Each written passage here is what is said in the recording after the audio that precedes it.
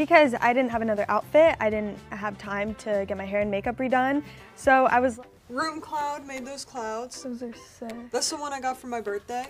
Coming to you straight from the heart of Hollywood, California, welcome to the early late night show. Here's your host, Dixie Amelio. Hello everyone and welcome back to the Dixie Amelio show. Today I have a super exciting, I have a guest. Charli! Hi! Hey, bestie. You're such a good sister. I do what I can. What are you gonna do to me? So how are you? I'm freaking out. We heard you love snakes. I swear. So Charli, you've been on a bunch of Dixie D'Amelio's show. I'm pretty sure 3, but you've also had some features in some episodes. What do you think of the new setup? I think it's amazing. A lot more production than our living room. So you had to get up very early today to be on my show. Thank you for that. I really appreciate it. Of course. So let's talk about the Kids' Choice Awards. You are a winner of the Kids' Choice Awards. Nothing's coming at you. Just don't look at the bear. What? Was it surprising that you won? It was definitely very surprising because I had no idea anything that was going on that day, and it was really cool to I was excited to even be there. So the fact that I actually, can you stop looking around, you're freaking me out. The fact that I actually won was insane. I definitely did not expect it. From the time that we got there to the time that I was on stage was probably a total of 10 minutes. That's including walking the orange carpet, the interview, like going through the rehearsal of, they told me like, as if you were going to win, this is what you would do. So until I actually walked up the stairs to go on the stage and David said my name, I did not know that I was going to win.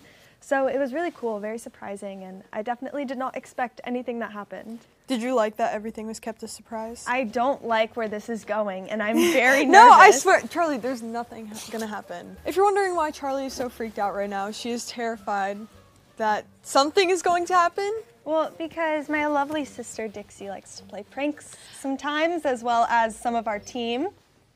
So even though they say nothing's going to happen, I do not trust them in the slightest. Why do you keep looking places?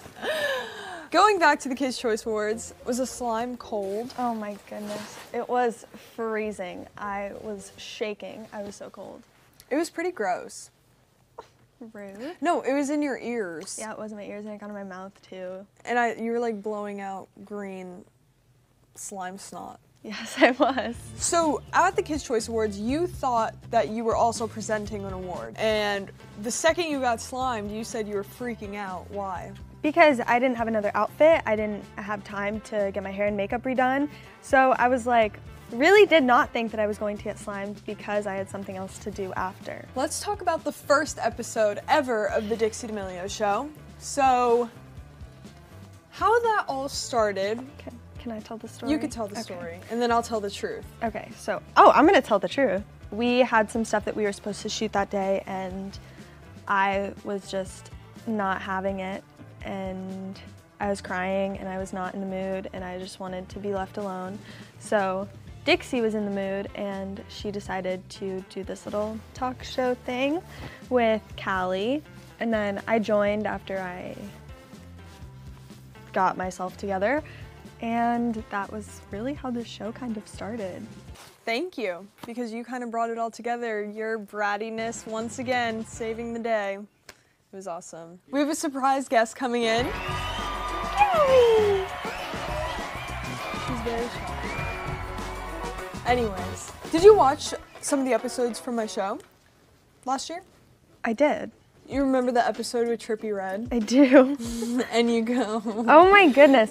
That was okay, I've seen so many people post that and be like, Charli doesn't know who Trippie Redd is? Like that was... Basically, Charli came up and we were like, pretend you don't know who he is. We both obviously know Trippie. I'm pretty sure we've both seen him in concert. Yeah.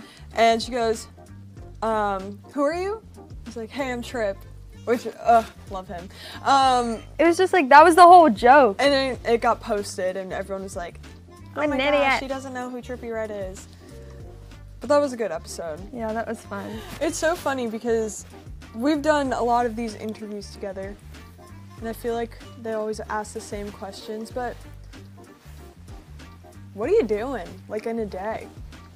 I don't really, I mean, I feel like I don't do a lot, but I don't know if that's true. Then you're, like, are also really busy. What's the best thing that's going on in your life right now? The best thing that's going on in my life right now, I have a lot of exciting projects for 2021 as a whole, so some new things that I'm trying, some things that I'm getting further into that I've already done. Yeah, just like lots of exciting things, hopefully getting back into dance. That's obviously a little bit more difficult just because it's hard to find time to really train and get back into it as much as I have been before, but yeah, lots of exciting things. People found it very interesting when we run a podcast and said that you play with toys all the time. What is like your go-to? Do you have anything new that you're... I feel like lately it's been painting, which I know isn't like a toy, but really. I mean, it's been something kind of like fun just to do. Like, they're not good paintings whatsoever, but they're just like fun to make, and I've enjoyed doing that. Also, like kinetic sand, things like that. That's just fun and very calming and like good to get my mind off of things. Would you ever do toy reviews on YouTube? Oh yeah, 100%. I said that to you the other day and you didn't seem interested, but I feel like it would be such a great idea. Well, I mean, I did that slime review and people seemed to like that. And when you were doing things on TikTok with it, people really like to see your personality. Yeah, so I don't know, maybe one day. Okay. Get a big set like this. To test out toys? You can use it. Oh, thanks. Maybe. So, tour the set. We just have a fireplace, which you can actually change the colors. It's not hot right now. We have a little snail decoration. Why? Just love snails. This is my giant gummy bear. I haven't named him yet, but very cute. I just said I wanted a giant gummy bear. This one got arrested, but it's okay.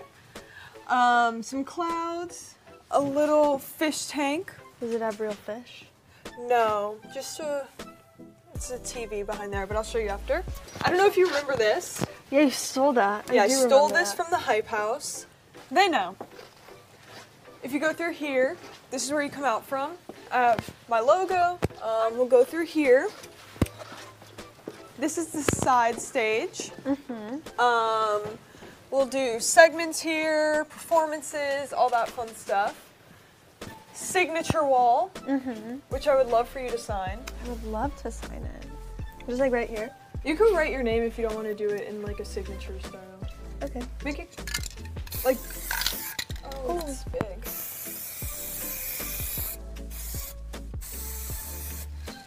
Cute. Oh, hi. Yeah, and that's the set. And we're back. And we're back. You're so good. Do you recognize this furniture? I do actually recognize a lot of it. I tried to take it from the house so I could use the same chairs, but Mom wouldn't let me. So Tav actually, the company that makes the chairs, custom made this bed for Callie to match the chairs and the couch, but I got some more. I'm trying to think what else there is to show. Room Cloud made those clouds. Those are sick. That's the one I got for my birthday. Wispy made the bear. That's a big bear. And the neon with my logo from Glow Hub.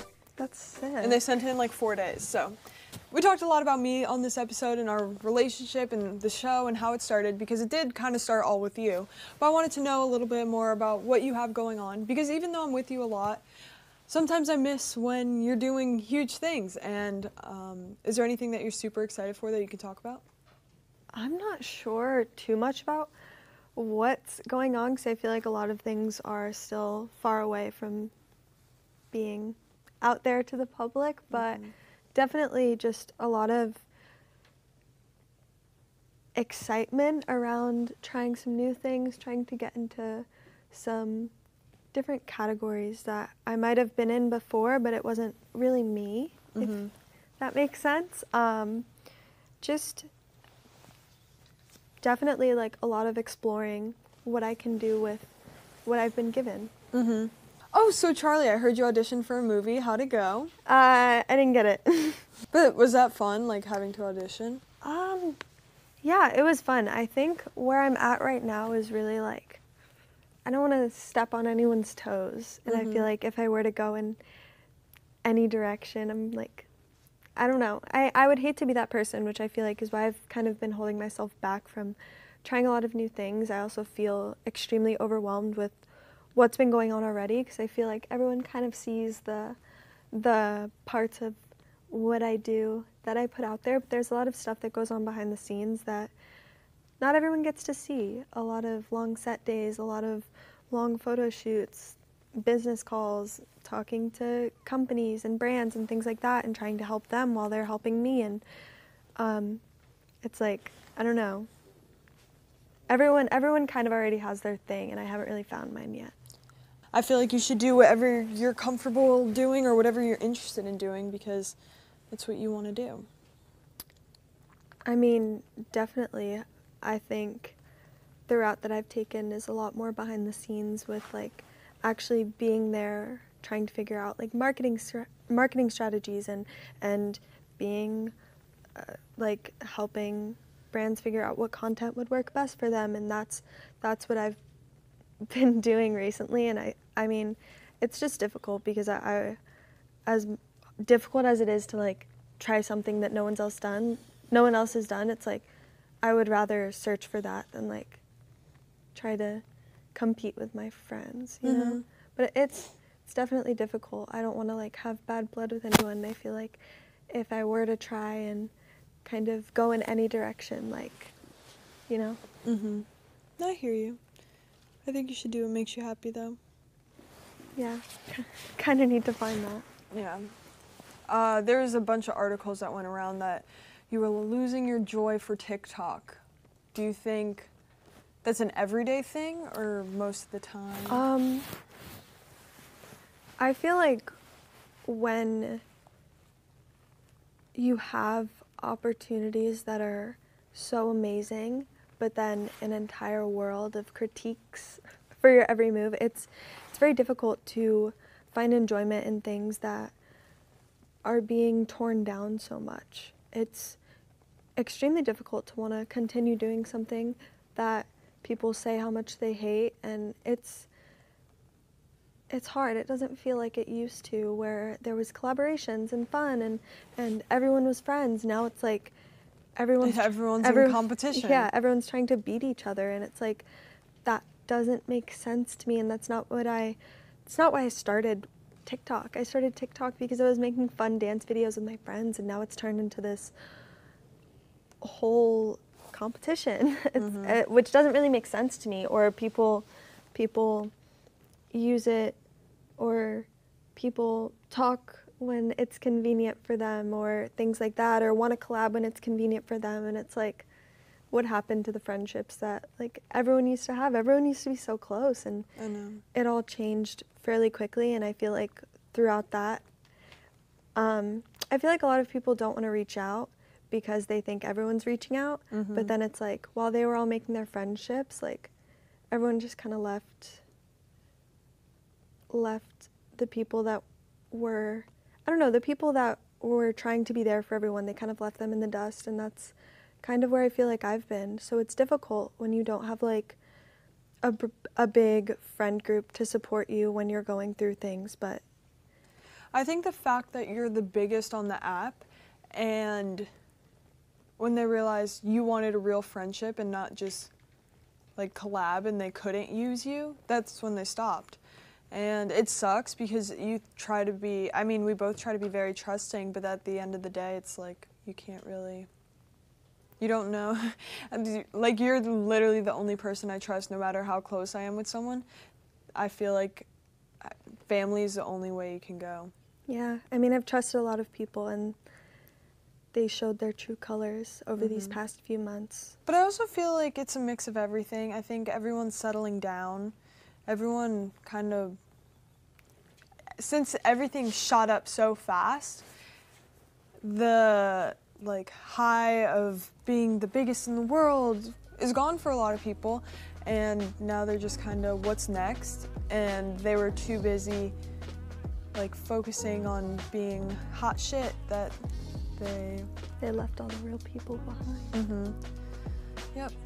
Thank you so much, Charli, for being a wonderful guest on the show. I'm glad I got to talk to you and also kind of catch up, you know? Glad you liked everything, and I hope you had fun. I did. Thank you for having me. Thank you guys so much for watching. Thank you, Charli.